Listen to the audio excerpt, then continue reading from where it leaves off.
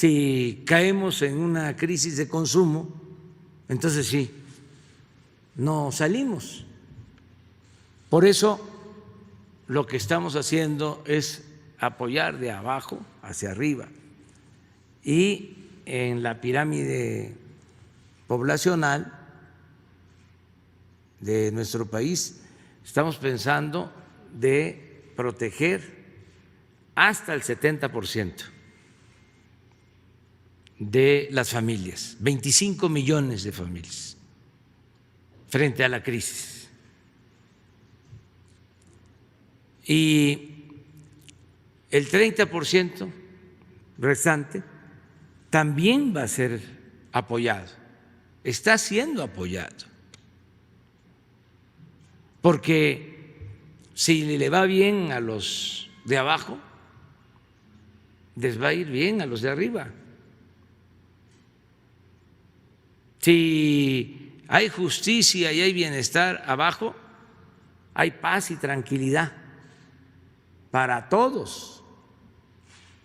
Y no hay cosa más valiosa que la paz y la tranquilidad. Además de que se reactiva el mercado, hay piso parejo para las empresas, ya no es como el tiempo de antes, que los contratos se entregaban a los que tenían influencias, no había Estado de Derecho. Ahora todos pueden hacer negocio y obtener ganancias razonables. En el aeropuerto, en la refinería, en el Tren Maya, son empresas nacionales o extranjeras las que están laborando, trabajando, construyendo. Y algo que también es muy importante, hemos logrado el que se apruebe el Tratado de Libre Comercio en esta nueva etapa, y esto nos va a permitir tener más actividad económica, comercial con Estados Unidos. Ayer hablaba yo de que va a haber una disminución en el crecimiento económico en China por primera vez en muchos años. Ellos incluso han manifestado que van a dejar de medir su crecimiento con el Producto Interno Bruto. Es decir, esa gran fábrica, la mayor fábrica del mundo, va a reducir su producción, y esto nos da a nosotros la oportunidad, a México, de que lleguen más inversiones, de que se instalen empresas, de que se generen empleos. Todo esto va a ayudar mucho.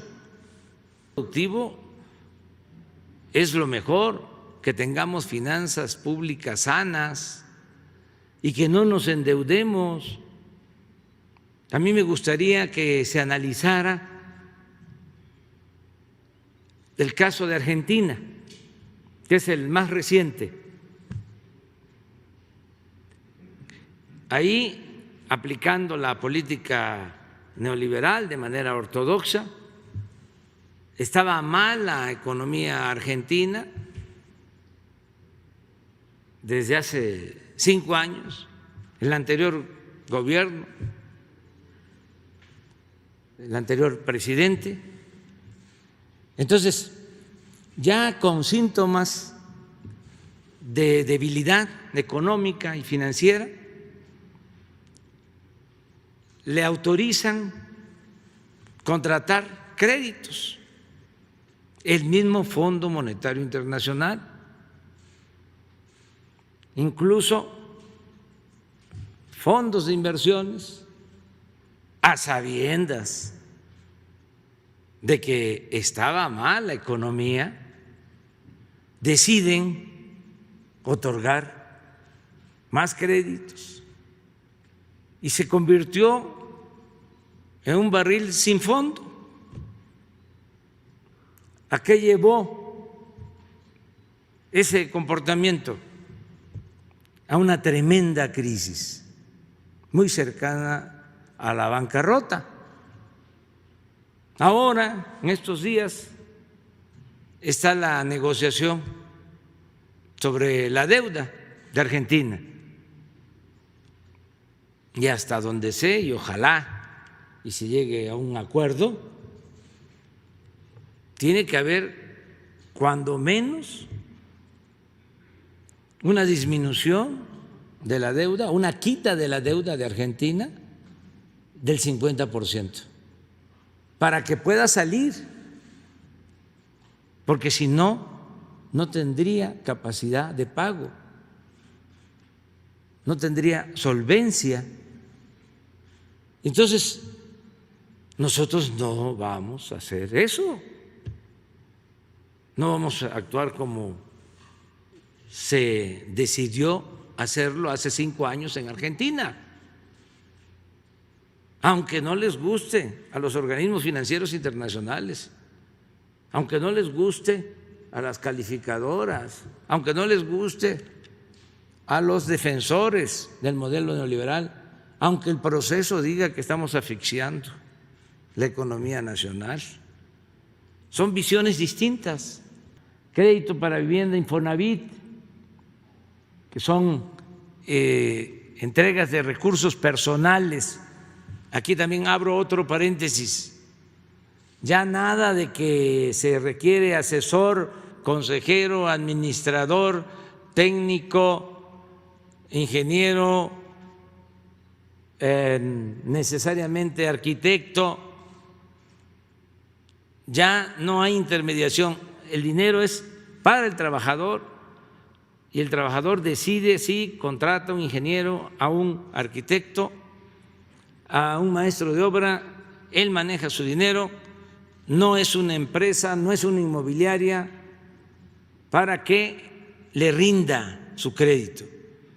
Ya no queremos la mala experiencia, aunque no les guste a algunos, lo voy a seguir diciendo, de la gran corrupción en la construcción de las unidades habitacionales del Infonavit, que se hacían en lugares apartados, en barrancas, en cerros, sin servicios de transporte, inaccesibles, y huevitos de 30 metros cuadrados que cobraban carísimo, porque la mayor parte del crédito era ganancia para las inmobiliarias vinculadas a políticos,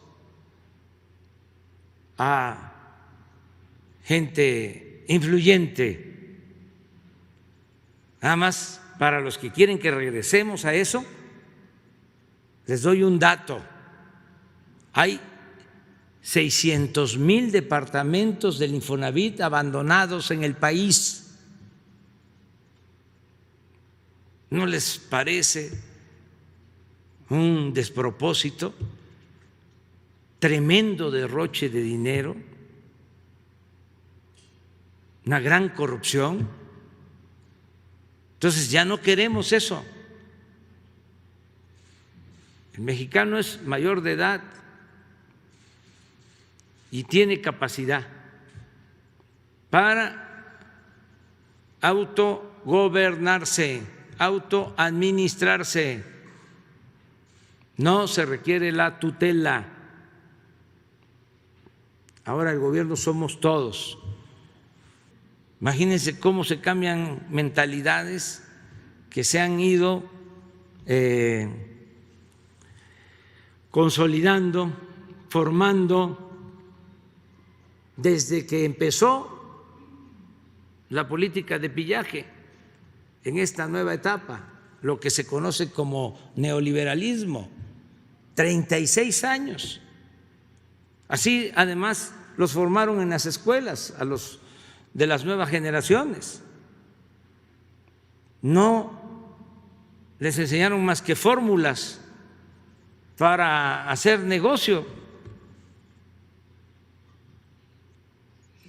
Quitaron hasta el civismo, quitaron la ética. Por eso el choque ahora. Por eso no se entiende. Miren, es un milagro. Tenemos la recaudación con relación al año pasado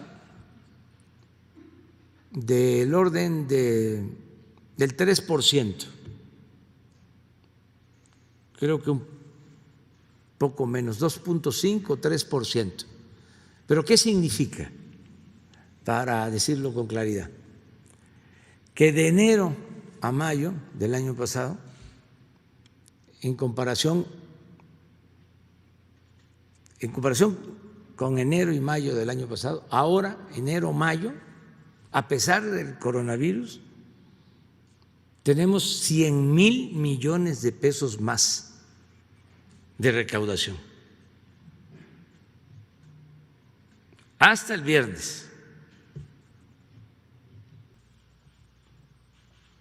100,000 millones. 2.6 de aumento en términos reales.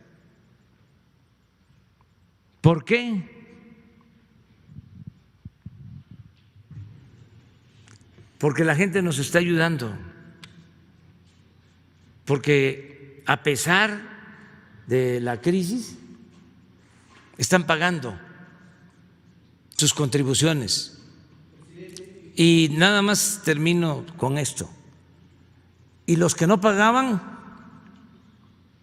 ya están pagando.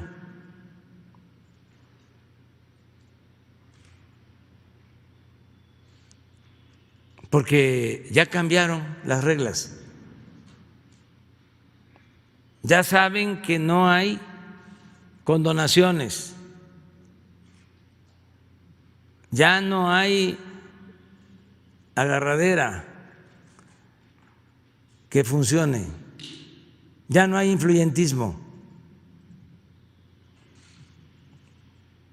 y grandes corporaciones están pagando. A eso se debe. Esa es nuestra apuesta, pero comentabas algo.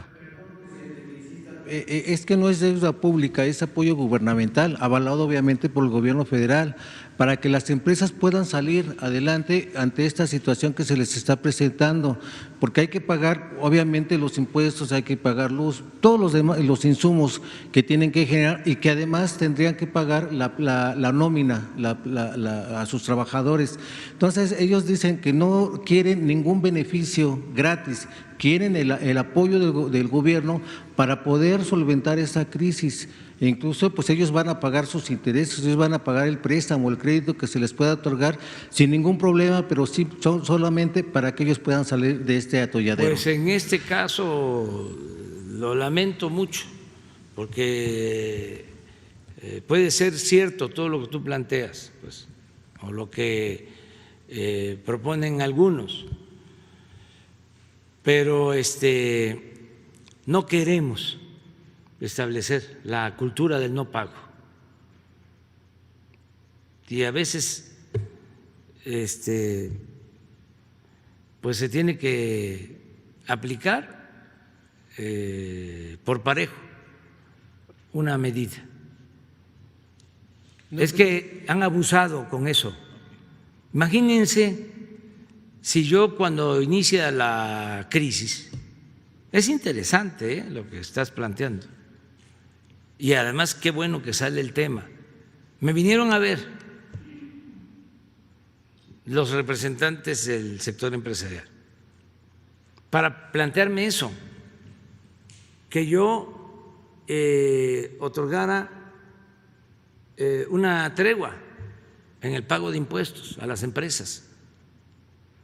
No me pidieron, y eso es cierto, condonación, sino que se les diera un plazo para pagar luego los impuestos. Si yo hubiese autorizado eso, a lo mejor me hubiesen aplaudido, no tendríamos esa recaudación. Imagínense cómo financiamos la educación, la salud, las necesidades básicas, indispensables del pueblo. No puedo yo apostar a eso, correr esos riesgos. Además, si se dice la pequeña y la mediana empresa tienen plazos para pagar sus impuestos, 3 meses, 6 meses, ¿y qué? ¿No se van a colar, como se dice coloquialmente, los de arriba?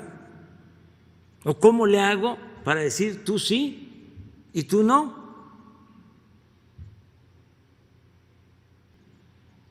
Si estuviesen gobernando los neoliberales, de inmediato créditos y aumentos en impuestos y más gastos en el gobierno, lujos en el gobierno. Ahora no, es distinto. En abril, en Estados Unidos se perdieron 20 millones de empleos. 20 millones de empleos, claro.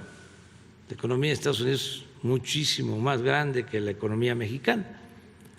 Nosotros perdimos 550,000 de los 20,500,000 trabajadores inscritos en el Seguro Social. Quedaron menos de 20 millones en abril. Pero ya en mayo, ya calculamos que la pérdida va a disminuir a 400,000. Ese es mi pronóstico. Y a partir de junio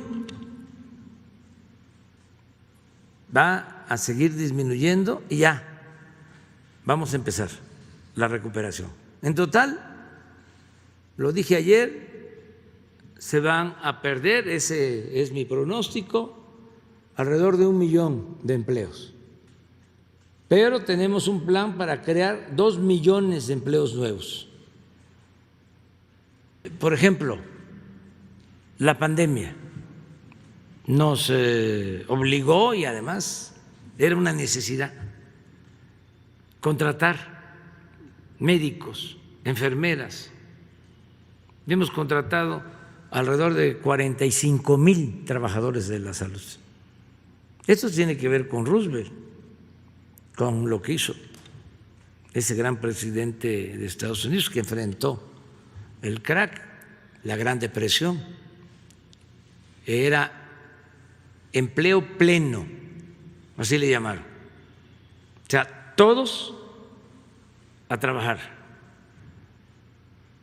Estableció un mecanismo en donde se pagaba un salario mínimo a todos para llevar a cabo distintas actividades.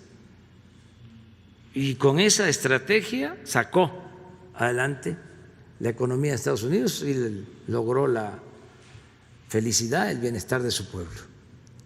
Un gran presidente, como Lincoln, Franklin Delano Roosevelt. Entonces, sí, es algo parecido, no igual. Este es un modelo mexicano. Uno de los errores más grandes del modelo neoliberal, y los errores en política son como crímenes,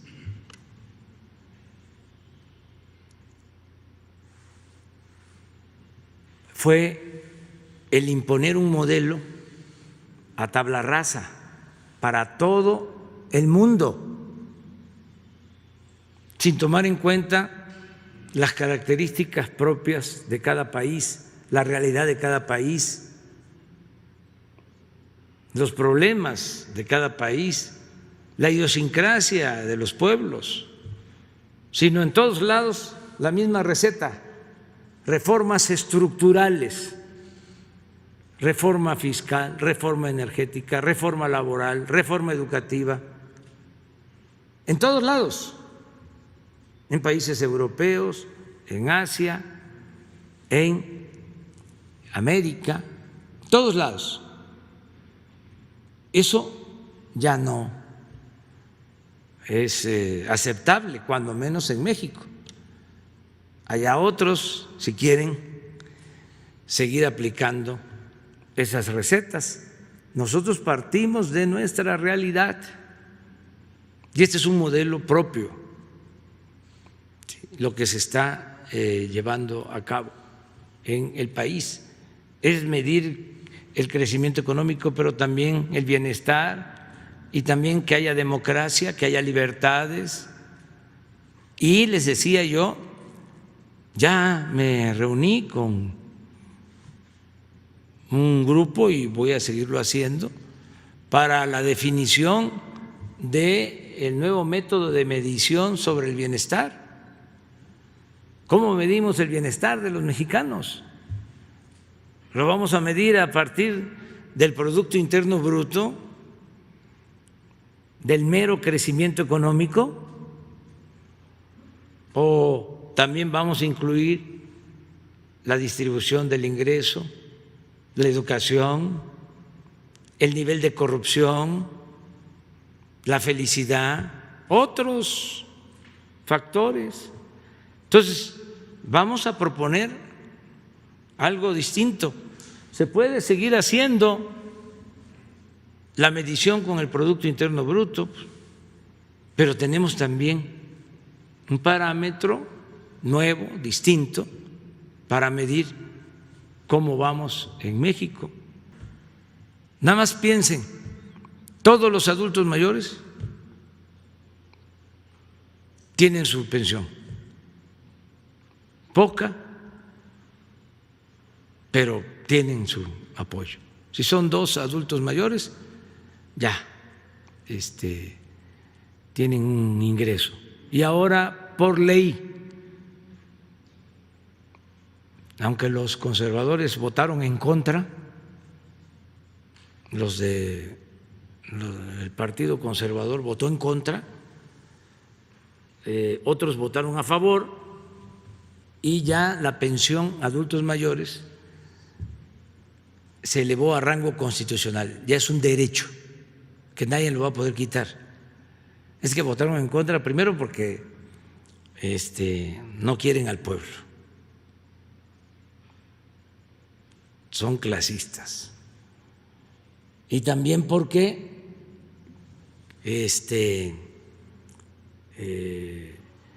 saben que les va a costar trabajo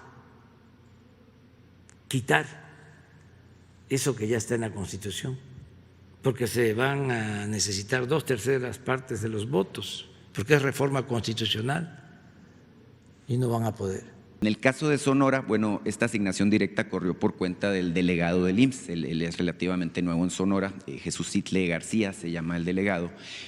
Nos gustaría, bueno, saber si hay una garantía de que este caso se investigue a fondo y que, bueno, que evidentemente no haya una malversación de los recursos públicos que pues son tan escasos y tan valiosos en este momento. Sí, cero corrupción, cero impunidad.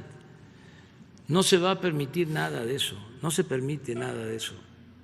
Nosotros tenemos que impedir por todos los medios la corrupción, demostrar que no somos iguales. Los conservadores son muy corruptos, muy corruptos. Claro, al mismo tiempo muy hipócritas. Se las dan de gente decente, de gente de bien. pero son unos reverendos ladrones. Entonces, nada de corrupción, cero corrupción, cero impunidad. Y todo esto va a ser investigado y se castiga a los responsables. No vamos a permitir corrupción de nadie, aunque la denuncia la presente Claudio X González, el de México Unido a favor de la corrupción. Ayer estaba yo leyendo en el Universal que es como la alarma moderna acerca de la pandemia, con todo respeto, ¿no? Ahí se va con el Reforma.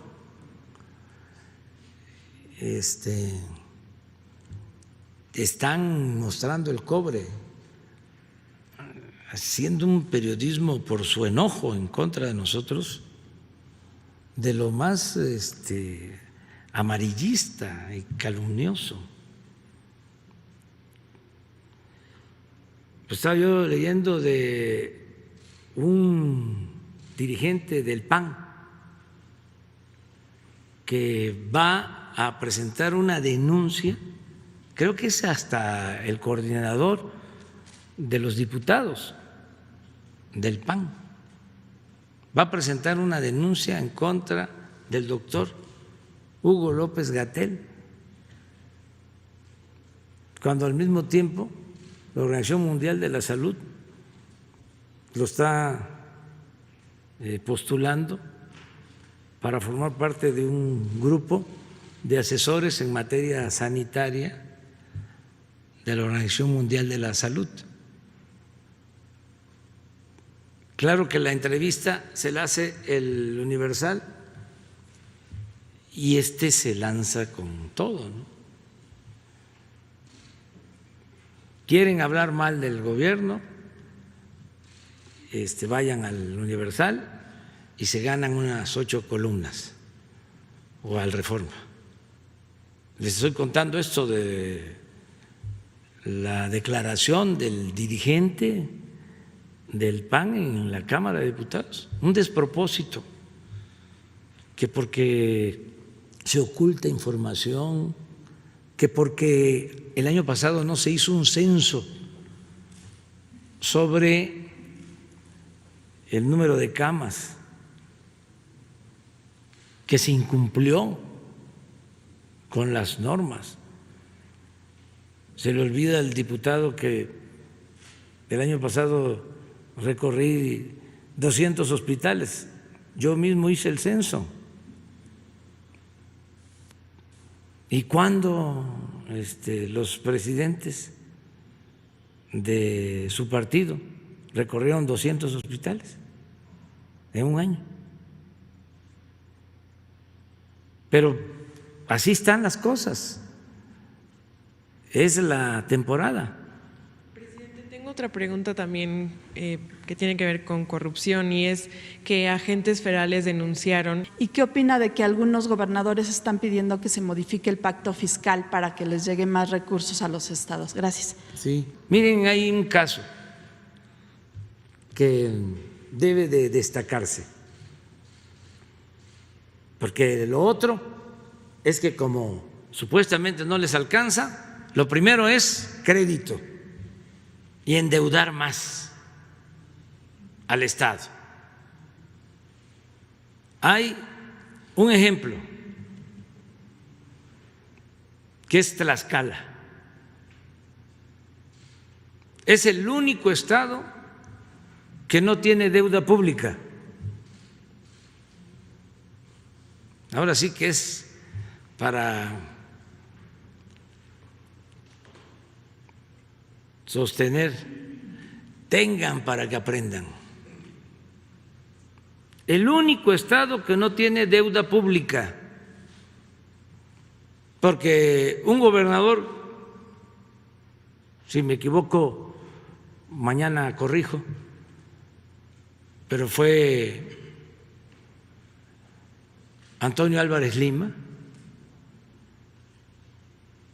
dejó establecido en la Constitución de que no pueden endeudarse,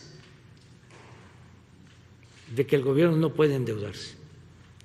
Y desde entonces, independientemente de quién fue el de la iniciativa, lo importante es que todos los gobernadores que han pasado han respetado ese principio constitucional, esa norma legal. Es el único estado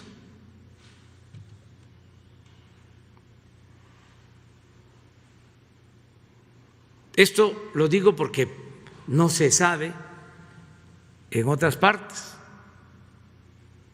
Estas cosas no se conocían antes, pero sí es un buen ejemplo. Entonces, yo estaría en condiciones de que se revisara lo de la ley de participaciones, de coordinación fiscal, pero tendrían que verse todas las cosas, todo conjunto, porque al final de cuentas el dinero del presupuesto pues es dinero del pueblo, es de todos. Ya, y nada más una pregunta concreta sobre su indicador que dice que está trabajando en este nuevo indicador.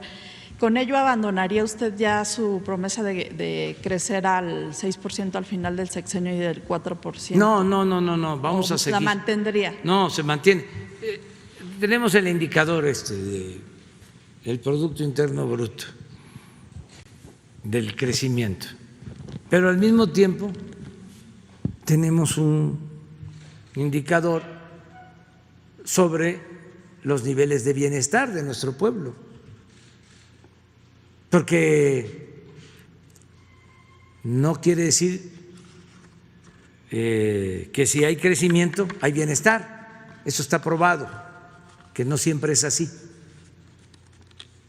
Crecer es que se acumule riqueza, pero no implica que esa riqueza se distribuya con equidad, con justicia.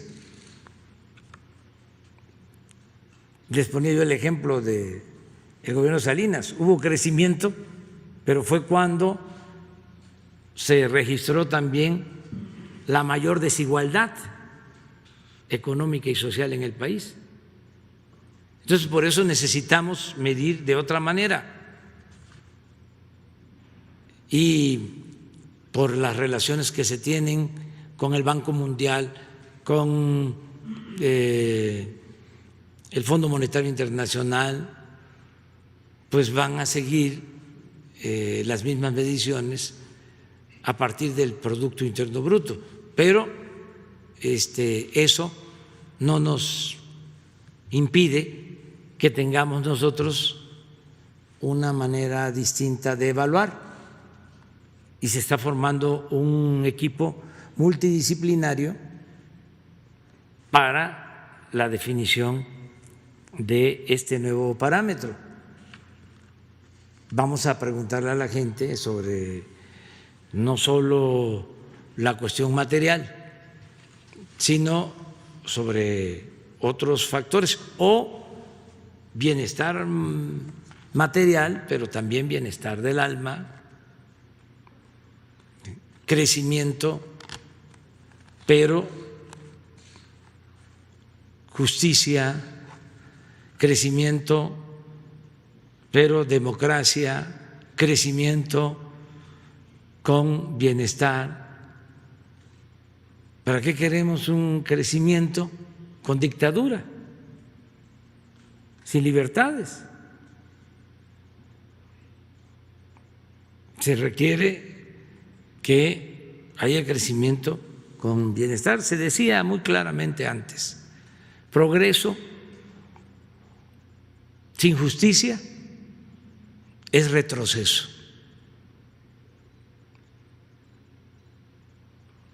¿Se acuerdan cuando era signo de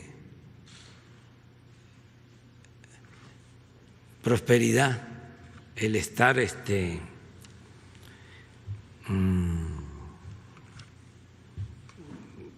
bien nutrido? ¿Se acuerdan de la canción esa de protesta de los años 70? Tiene un versito, ya lo dije aquí una vez, pero es importante repetirlo. No te dejes engañar cuando te hablen de progreso, porque tú te quedas flaco y ellos aumentan de peso.